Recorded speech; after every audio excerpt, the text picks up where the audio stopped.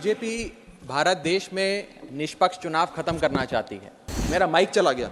वो दिन भी दूर नहीं कि चाहे भाजपा अगर कल तो संबित पात्रा को चीफ इलेक्शन कमिश्नर बना सकती है। 2:1 के रेशियो से संबित पात्रा देश के चीफ इलेक्शन कमिश्नर बन सकते हैं। आप सोचिए कि ये कितना खतरनाक होगा अगर वो चीफ इलेक्शन कमिश्नर बन गए। तो ये पूरी तरीके से इस बिल में सिद्ध होता है कि लाठी भी इनकी, तो फिर इस कानून के माध्यम से भैंस भी इनकी। ये बिल एक डे लाइट रॉबरी है हमारे देश की डेमोक्रेसी की, लोकतंत्र की। इस बिल के माध्यम से भाजपा डेमोक्रेसी को हाईजैक करना चाहती है। क्या बीजेपी भारत देश में निष्पक्ष चुनाव खत्म करना चाहती है? क्या भाजपा की सरकार लोकतंत्र की कोई अहमियत नहीं समझती?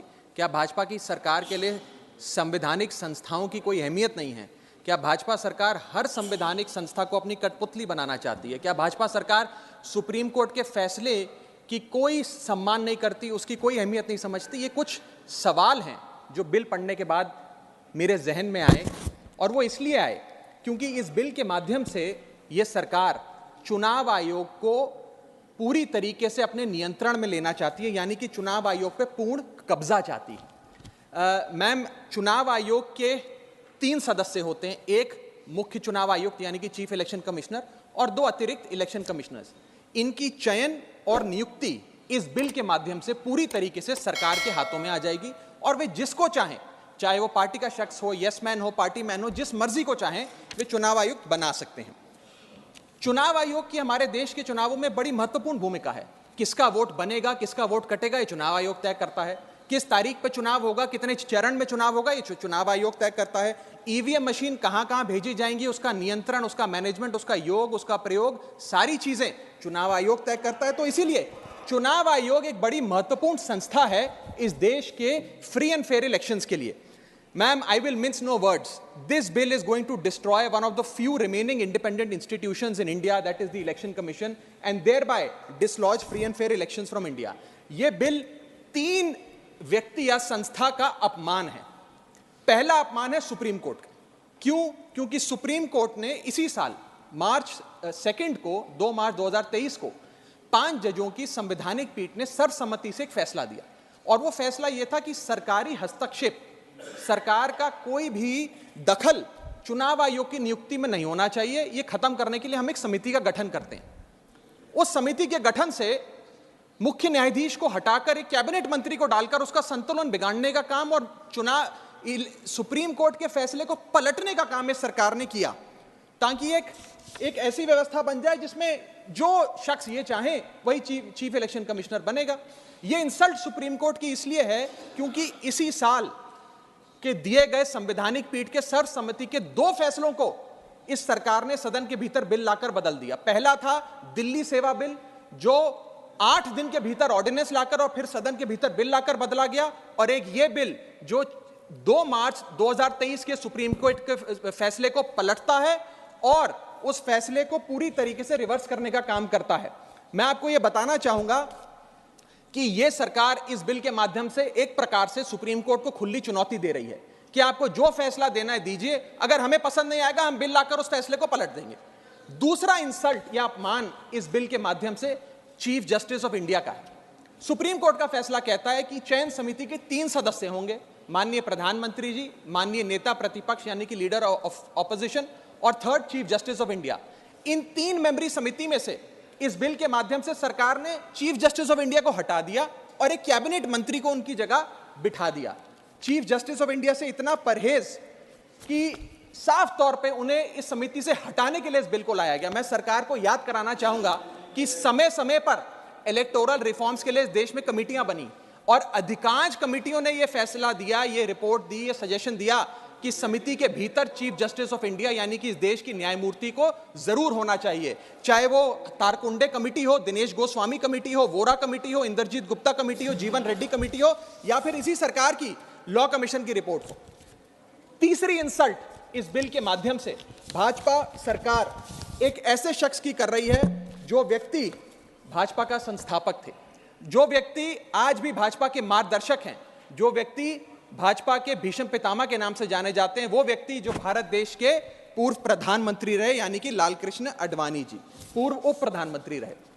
मैम, 2 जून 2012 को, और मैं राज्यसभा के पटल पे इस लेटर को रखूंगा, 2 जून 2012 को माननीय लाल कृष्ण आडवाणी जी ने उस समय के प्रधानमंत्री डॉक्टर मनमोहन सिंह को पत्र लिखकर कहा कि चुनाव आयोग की जो भूमिका है चुनावों में बड़ी महत्वपूर्ण है, उसकी नियुक्ति पर एक बहुत बड़ा संदेह, प्रश्न चिन्ह लगा हुआ है और उसकी नियुक्ति सरकार के हाथ में नहीं होनी चाहिए। और वो लिखते हैं, the present system whereby members to the election commission are appointed solely on the advice of the prime minister does not evoke confidence in the people.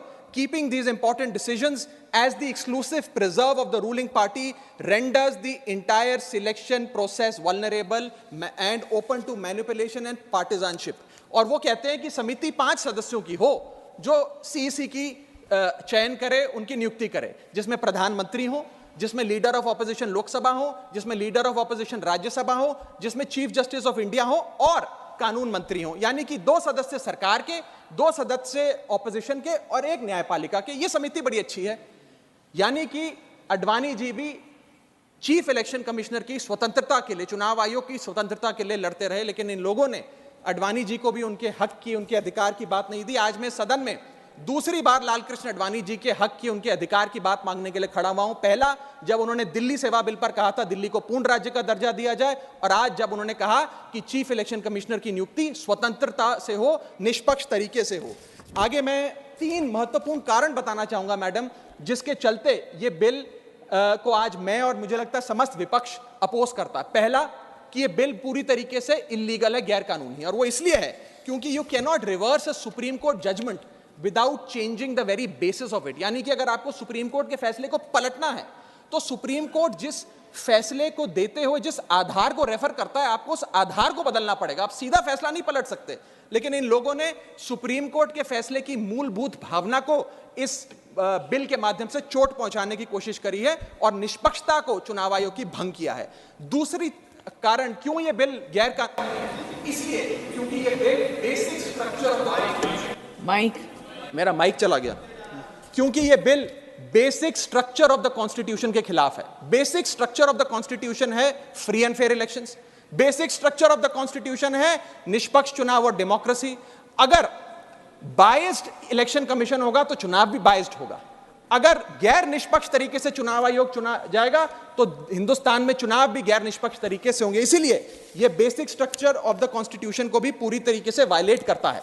मैं आगे बताना चाहूंगा कि दूसरा महत्वपूर्ण कारण क्यों यह बिल एक प्रकार से सरकार के हाथ में चुनाव आयोग का पूरा नियंत्रण दे देता है। Why is the selection committee biased in the favour of the government? Supreme court ने कहा 3 मेंबरी समिति होगी जो तय करेगी कि चुनाव आयोग में कौन कौन बैठेगा, प्रधानमंत्री, लीडर ऑफ ऑपोजिशन और चीफ जस्टिस ऑफ इंडिया। इसमें से चीफ जस्टिस ऑफ इंडिया को निकाल बाहर कर एक कैबिनेट मिनिस्टर को इसमें डालकर पूरा नियंत्रण सिलेक्शन समिति का इन लोगों ने बिगाड़ दिया, जिसके चलते आज इस समिति में सरकार के पास 2 वोट हैं। 2:1 से सारे फैसले मेजॉरिटी से सरकार ले सकती है। इसमें सर्वसम्मति से फैसला नहीं लेना, यूनानिमिटी से फैसला नहीं लेना। सरकार चाहे तो 2:1 से कोई भी फैसला ले सकती है। यानी कि सारा नियंत्रण, कौन मुख्य चुनाव आयुक्त होंगे, कौन चुनाव आयुक्त होंगे, ये सरकार के हाथ में आ जाता है। और ये एक ऐसी व्यवस्था बनाता है कि एक पार्टी मैन, एक यस मैन चुनाव आयुक्त बन सकता है। वो दिन भी दूर नहीं कि चाहे भाजपा अगर कल तो संबित पात्रा को चीफ इलेक्शन कमिश्नर बना सकती है मैडम, और 2:1 के रेशियो से संबित पात्रा देश के चीफ इलेक्शन कमिश्नर बन सकते हैं। आप सोचिए कि ये कितना खतरनाक होगा अगर वो चीफ इलेक्शन कमिश्नर बन गए। मैं आगे चलता हूं। पैरा 9 इस सुप्रीम कोर्ट जजमेंट का कहता है, the executive alone being involved in the appointment ensures that the commission becomes and remains a partisan body and the branch of the executive. The independence of the commission is intimately interlinked with the process of appointment. यानी कि supreme court ये कहता है कि चयन का जो पूरा प्रोसेस है वो पूरी तरीके से इलेक्शंस कैसे होंगे, फ्री होंगे कि फेयर होंगे, वो तय करता है। मैं आगे चलता हूं, 14 मिनट है मैडम, अभी तो 6 मिनट बाकी हैं। सुप्रीम कोर्ट आगे अपने पैरा 186 में हाईलाइट करते हुए कहता है, a person who is weak kneed before the powers that be cannot be appointed as the election commissioner. A person who is in a state of obligation or feels indebted to the person who has appointed him fails the nation and can have no place in the conduct of elections, forming the very foundation of our democracy. An independent person cannot be biased. It is important that the appointment must be overshadowed even by a perception that a yes man will decide the fate of the democracy and all its promises. यानी कि केवल निष्पक्ष चयन ही होना जरूरी नहीं है, निष्पक्ष चयन जनता को नजर आना भी जरूरी है. It must not only be done, it must be seen to be done. ये सुप्रीम कोर्ट बात कहता है. मैं आगे चलता हूं. तीसरा कारण कि क्यों हम इस बिल को अपोज कर रहे हैं वो है कि ये जो प्रपोज्ड सिलेक्शन कमिटी है इसमें कोई चेक्स एंड बैलेंसेस नहीं है. चेक्स एंड बैलेंसेस इसलिए नहीं है क्योंकि सारे फैसले तो सरकार के पक्ष में होंगे. 2 मंत्री सरकार के उसमें बैठे हैं. एलओपी को मात्र फॉर्मेलिटी के लिए इसमें बिठाया गया है. तो एक प्रकार का फिक्स्ड मैच इसमें नजर आता है. अब आप ही सोचिए, 3 मेंबरी समिति है जिसमें माननीय प्रधानमंत्री जी हैं, मान लेते हैं हमारे सदन के लीडर ऑफ ऑपोजिशन मल्लिकार्जुन खड़गे जी उसके सदस्य हैं, और 3rd मेंबर अर्जुन मेघवाल जी कानून मंत्री यहां बैठे हैं वो हैं. अब इनकी बैठक चल रही है. इसमें माननीय प्रधानमंत्री जी कहते हैं कि मैं रमेश नाम के शख्स को चीफ इलेक्शन कमिश्नर बनाना चाहता हूं. खड़गे साहब कहते हैं कि मैं रमेश को नहीं सुरेश को चीफ इलेक्शन कमिश्नर बनाना चाहता हूं. क्या अर्जुन मेघवाल जी जो इसी सरकार के कानून मंत्री हैं वो प्रधानमंत्री जी को ये कह सकते हैं कि नहीं नहीं नहीं प्रधानमंत्री जी रमेश ठीक नहीं है, खड़गे साहब ने जिसको नॉमिनेट किया है सुरेश मैं भी उसी के हक में वोट देता हूं, उसका चयन हो, वो चीफ इलेक्शन कमिश्नर बने? ये तो हो ही नहीं सकता. तो जो सरकार चाहेगी वही होगा. तो एक प्रकार से निष्पक्षता और स्वतंत्रता चीफ इलेक्शन कमिश्नर की खत्म करने का काम ये करती है. हमने बचपन में एक मुहावरा सुना था, जिसकी लाठी उसकी भैंस. तो ये पूरी तरीके से इस बिल में सिद्ध होता